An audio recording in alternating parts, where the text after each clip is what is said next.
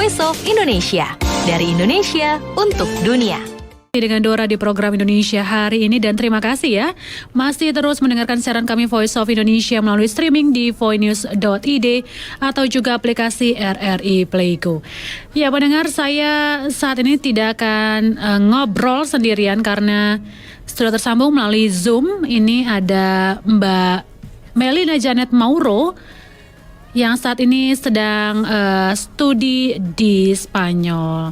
Kita mau ngobrolin nih gimana ya kalau studi di Spanyol itu seperti apa, adaptasinya seperti apa, dan gimana persiapannya nih kalau kita mau studi di sana.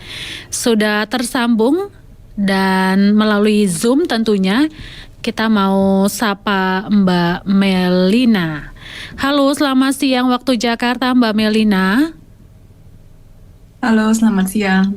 Selamat pagi waktu Spanyol. Selamat pagi waktu Spanyol. Pukul berapa di Spanyol saat ini, Mbak? Sekarang pukul 6.37. Oke. Masih pagi banget ya? Iya. Kalau matahari terbit itu jam berapa di sana? Sekarang kita terbit sekitar jam 8. Oke, berarti sekarang masih gelap ya? Masih gelap. Masih gelap. Ini masih gelap loh pendengar ya. Mbak Melina nih sengaja bangun lebih pagi untuk ngobrol nih sama kita soal studi di sana. Ya boleh cerita Mbak Melina di Spanyol ini ambil studi apa? Ini bachelor atau master ya? Ya, sekarang jadi saya lagi tahun ketiga S1 di Spanyol, tepatnya di kota Tarragona, di kampus Universidad Rovira i Virgili.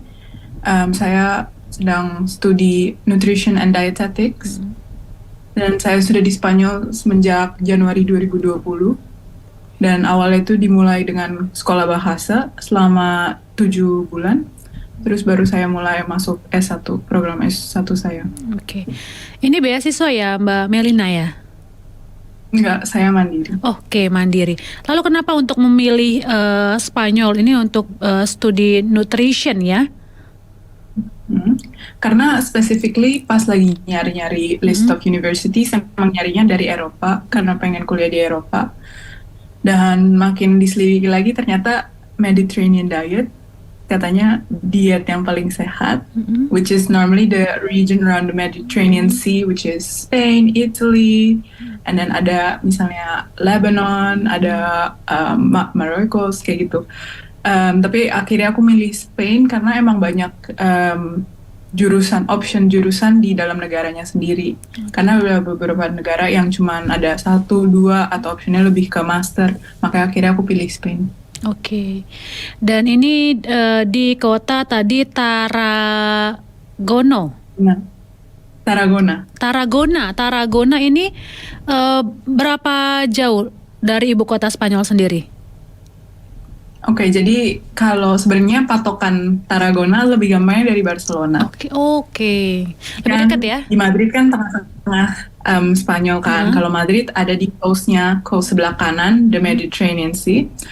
Nah, kalau naik kereta itu 1 jam, tapi kereta yang lumayan yang lumayan lambat lah. Kalau di Spanyol namanya media distancia, which is half distance. Ada yang larga distancia, which is long distance. Kalau ke Madrid, naik mobil 6 jam dari tempatku, atau kalau naik kereta cepat bisa kayak bullet train gitu 2 jam. Oke, 2 jam. Jadi sebenarnya nggak terlalu jauh lah ya kalau 2 jam, 6 jam. Oke.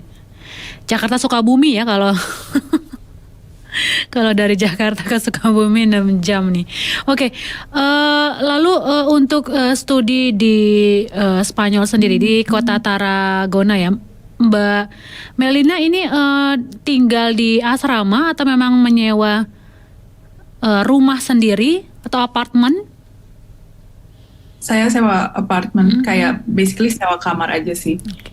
Terus sharing sama 3 cewek lain di rumahku. Jadi coba hari ini agak diem biar nggak ada yang bangun.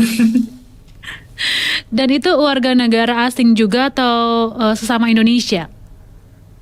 Oh, enggak, jadi aku tinggal sama 1 orang Honduras sama 2 orang lokal. Wah, luar biasa nih ya. Toleransinya nih tinggi harusnya ya. Lalu untuk studi di Spanyol sendiri seperti apa? Tadi Mbak Melina cerita harus ambil kelas bahasa selama 7 bulan. Apakah ini wajib untuk setiap pelajar yang mau studi di Spanyol untuk mengambil kelas bahasa? Jadi untuk S1 itu sistemnya agak complicated karena emang sistemnya benar-benar sistemnya lokal, jadi susah untuk international student untuk datang kecuali ke kuliah swasta. Nah, aku kan ke kuliah negara, jadi kan harus ada cara yang aku nggak gitu ngerti dulu pas belajar Spanyol. Jadi aku ketemu agency namanya Campus Spain. Nah, di sana itu aku masuk sekolah bahasa. Sebenarnya sekolah bahasanya nggak penting, nggak harus di Spanyol, cuman harus ada sertifikat minimal B1 untuk masuk S1. Itu persyaratannya. Makanya sekolah bahasa dulu, dan karena emang Spanyol bukan tujuan yang sering biasa orang pergi, jadi saya kesusahan nyari sekolah bahasa di Indonesia. Makanya itu ketemu agensi ini yang emang banyak, dia juga banyak orang-orang Indonesia akhirnya berangkat sama agensi ini untuk sekolah bahasa. Mereka juga bantuin daftar kuliah sama adaptasi lah, jadi kayak ada buffer between tinggal di Spanyol sama kuliah di Spanyol itu 6-7 bulan buat belajar gitu lah, kayak orang Spanyol kayak gimana, culture-nya kayak gimana. Dan of course making lots of friends from a lot of places. Iya, menarik banget ya. Dan selama 7 bulan itu berarti sudah di sana ya untuk ambil B1-nya ya? Apa masih di Jakarta? Oh, jadi selama 7 bulan itu aku di Vigo. Jadi kota itu tuh di pojok sebelah satu laginya Spanyol, di atasnya Portugal. Jadi 1 jam dari bordernya Portugal. Naik bus. Jadi aku tuh sebenarnya bukan mulai dari B1, aku mulai dari A1. Aku mulai dari belajar hola, how are you, ¿cómo estás? Itu dari nol belajarnya. Aku malah justru inget belajar bahasa Spanyol dulu ketika kuliah dulu. Dulu aku karena aku ambil jurusan bahasa, kita bisa belanja bahasa asing yang lain ya. Dan salah satu yang aku ambil kelas bahasa Spanyol sih, walaupun cuma 3 SKS ya. 3 SKS itu cuma 3 bulan. Ya 1 semester berarti ya. 6 bulan ya belajar bahasa Spanyol. Dan gimana, susah nggak menurut Mbak Melina nih untuk yang sama sekali nggak punya kemampuan bahasa Spanyol, nggak punya basic bahasa Spanyol sama sekali? Ya, jadi Spanyol kan termasuk kategori bahasa Romance language ya, kita bilang di bahasa Inggris. Nah, itu tuh mirip kayak Italian, Perancis, Portugis, yang jadi basically the verbs itu ada conjugation-nya. Dan setiap gender kayak I, you, he, she, it, we, they, them gitu beda semua akan berubah ya. Itu jadi sebenarnya aku bilang learning curve-nya Spanyol tuh pelan dulu awalnya, terus pas udah klik gitu, udah dapet, lumayan bisa adaptasinya lumayan cepet. Tapi tetap aja gitu, kayak aku buat lancar dari belajar 7 bulan itu juga belum bisa lancar banget. Tapi yang paling lancar tuh pas setiap hari ngomong sama housemate-ku, dipaksa-paksa ngobrol, akhirnya bisa lancar deh. Dan justru itu membantu sekali ya kalau belajar langsung dengan orang penutur aslinya ya. Ya banyak, maksudnya gampang juga sih belajar Spanyol kalau nggak tinggal di Barcelona atau di Madrid, karena emang kebanyakan nggak ada yang ngomong bahasa Inggris, jadi emang benar-benar harus dipaksa banget. Dan mereka orangnya baik gitu, jadi kalau mau you're struggling, mereka tetap gitu loh kasih kasih waktu, kasih kesempatan ya? Iya, buat kamu nyoba-nyoba lah keluar-keluarnya dari kepala. Cuman ya gitu, karena memang mereka nggak begitu bagus Inggrisnya dari general population, jadi nggak ada kayak mereka nggak segampang itu switch ke bahasa Inggris. Jadi aku dengar-dengar kayak kalau misalnya emang ada beberapa negara yang emang Inggrisnya lebih advance, general population, emang kalau misalnya udah kelihatan kamu struggling ya langsung diganti aja gitu bahasanya ke bahasa Inggris. Nah kalau di Spanyol biasanya nggak kayak gitu, jadi kesempatan belajarnya lumayan besar. Ya, jadi mereka akan ngasih kesempatan yang besar untuk kita belajar ya untuk ngobrol dengan bahasa mereka. Lalu untuk ini tadi kan ngobrolin soal adaptasi bahasa ya. Untuk lingkungan sendiri, untuk teman-teman sendiri, untuk masyarakat di Spanyol ini seperti apa? Apalagi kulinernya nih, mudah nggak beradaptasi di sana? Jadi di Spanyol biasa orang-orang tuh extrovert, sangat suka keluar, culture-nya sangat-sangat kayak ke bar, Iya. Suka nongkrong ya? ngebir, suka nongkrong, suka banget. Bahkan di Spain itu they have, I think, the most population per bar. How do you say it? Kayak bar per populasinya Betul. tuh yang tertinggi di dunia. Karena orang demen aja gitu nongkrong, ngafe. Tapi kita nggak bilangnya itu kafe, kita ngomongnya itu bar. Karena kafeteria itu tempat makan. Oke. Jadi kalau kita mau ngopi, mau nongkrong gitu, kita ngomongnya ke bar gitu. Terus makanan di sini sebenarnya yang aku notice itu makanan Spanyol tuh sangat simple. Karena biasa dimasaknya tuh cuman pakai minyak zaitun sama little bit of salt buat kayak perasa ya, bumbu daging, ikan gitu. Dan mereka banyak kayak base sauce-nya mereka itu tomat, bawang bombay sama minyak zaitun gitu loh. Jadi kalau misalnya orang Indonesia datang sini mungkin pikir agak hambar. Itu mungkin kita pas pertama kali datang makanannya nggak ada yang pedas sama sekali. Cuman itu karena ingredientnya fresh, mereka masak dengan satu bahan aja, kayak minyak zaitun aja udah enak gitu loh. Nggak ada penutupan rasa pakai bumbu yang kuat. Mereka langsung aja gitu, emang ini rasa ikannya tuh ikan polos gitu. Cuman mau olive oil. dengan olive oil ya. Tapi bawa bumbu-bumbu dari tanah air nggak sih waktu datang ke sana? Bawa sambal, kecap? Aku nggak bawa karena aku pikir nggak bakal susah itu nyarinya. Soalnya tadi kan tinggalnya di Vigo kan, kota yang lumayan kecil. Nah tapi kalau sekarang aku udah tinggal di Tarragona, banyak hal yang aku masih nggak bisa ketemu. Kayak nyari cabai itu kadang suka susah kan. Dan aku juga biasa di akhirnya nggak beli aja, kayak ya udah nggak apa-apa makan sambal. Nggak, jarang gitu bikin sambal karena malas juga. Tapi kalau misalnya emang perlu banget, aku temennya belanjanya di Barcelona. Jadi banyak ya? Naik kereta 1 jam karena paling lengkap. Biasa di Madrid, di Barcelona itu yang paling banyak untuk toko-toko Asianya ya di sana ya. Iya. Lalu tadi Mbak Melina cerita kalau sekolah di sana nih dengan biaya sendiri ya atau mandiri ya.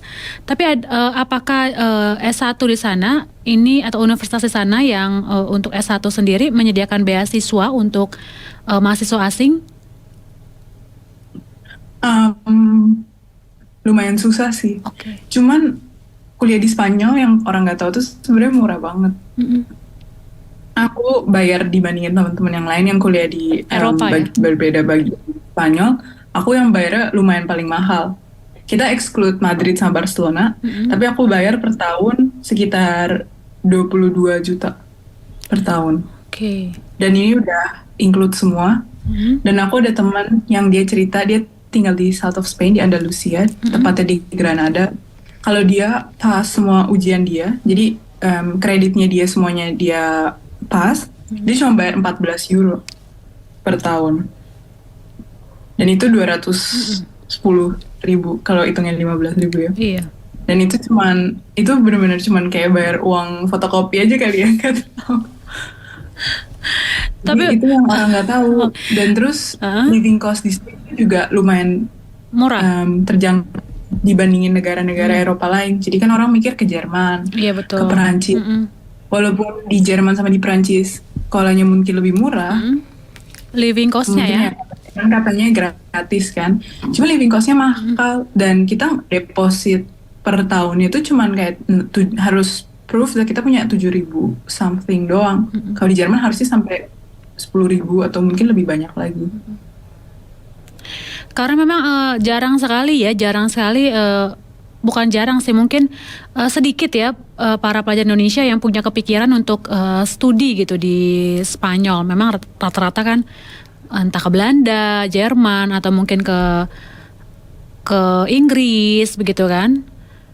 Dan untuk benar. Spanyol memang jarang sekali untuk ini. Karena memang tadi yang Mbak sampaikan juga mungkin karena memang beasiswanya sendiri yang juga tidak banyak begitu kan. Karena memang rata-rata pelajar Indonesia kan cari beasiswa begitu ke luar negeri ya. Lalu kalau untuk S2-nya sendiri adakah juga beasiswa di sana atau memang tidak ada untuk S2-nya? Jadi sebenarnya komunitas PP Spanyol itu kebanyakan terdiri dengan anak-anak master dan PhD, which is beasiswa. Karena kan kalau S1 kita malah dikit. Jadi ada beberapa beasiswa yang normally ada preference-nya, yaitu yang pertama Erasmus Mundus. Nggak tahu kalau pernah dengar ini, belum dari PP yang lain. Ini ya dari pemerintah Belanda Erasmus Mundus ya? Erasmus itu harusnya sih dari Belgia ya. Oke. Jadi itu Erasmus tipe belajar master di 3 negara, 2 negara. Nah jadi banyak teman-teman kita di PP itu yang cuma numpang lewat 6 bulan gitu, nggak nyampe 1 tahun biasanya. Mereka biasanya bisa belajar 1 semester di Prancis, 1 semester di Italia, 1 semester di Spanyol, atau mungkin Italinya ganti Portugal atau this and that. Terus ada Erasmus biasa, which is pertukaran pelajaran yang mereka bisa belajar 1 tahun atau 1 semester di Spanyol. Dan kita juga ada banyak LPDP awardees di PP Spanyol. Sama apa lagi ya? Sama itu aja sih, pokoknya banyak program kerjasama in between of EU yang mereka bisa kuliah di beberapa negara di EU at the same time. Nah ada salah satu negara itu Spanyol. Oke.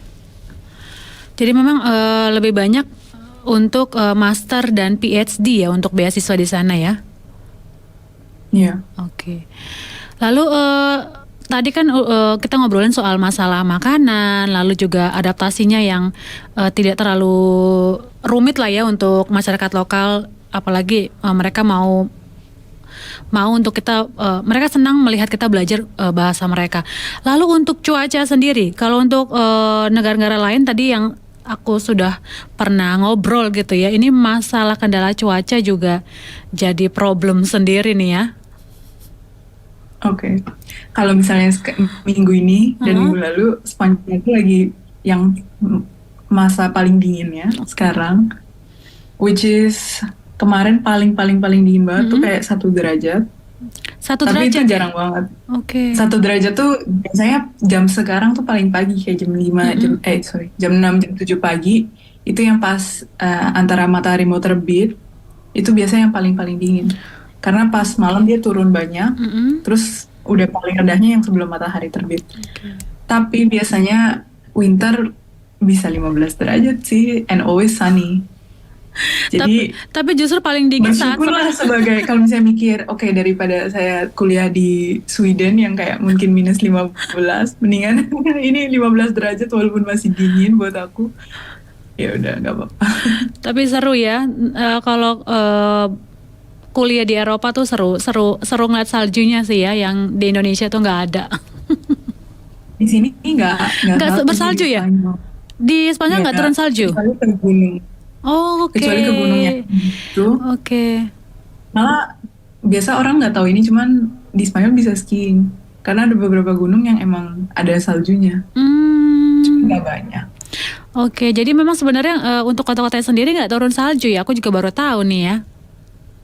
Cuman pertama kali 2021 kayaknya ya. Ada kayak fenomena climate gitu, jadi salju di beberapa tempat, tapi biasanya enggak.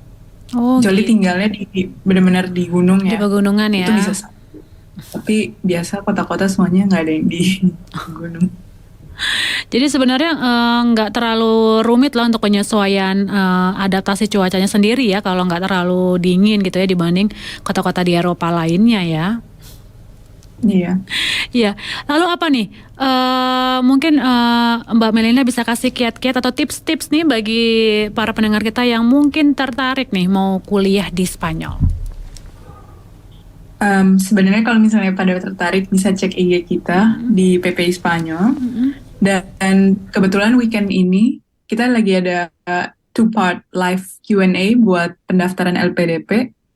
Yang pendaftaran itu akan ditutup 25 Februari, makanya kita lagi ada awardee yang mau sharing experience mereka, gimana cara daftar, gimana cara interviewnya, and all that stuff. Jadi kalau misalnya emang tertarik mau kuliah di Spanyol bisa cek di IG kami.